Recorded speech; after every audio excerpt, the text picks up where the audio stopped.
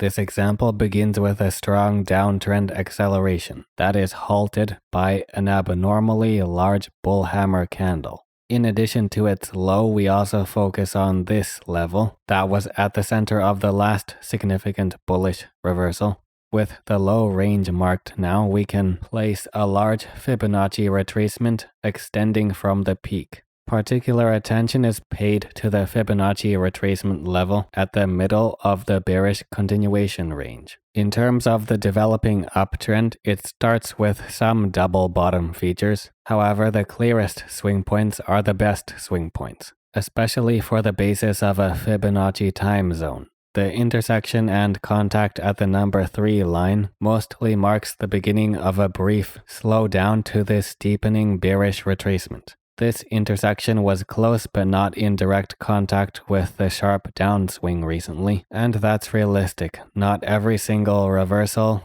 even the sharp ones, will be directly encompassed by contact with Fibonacci time zone lines.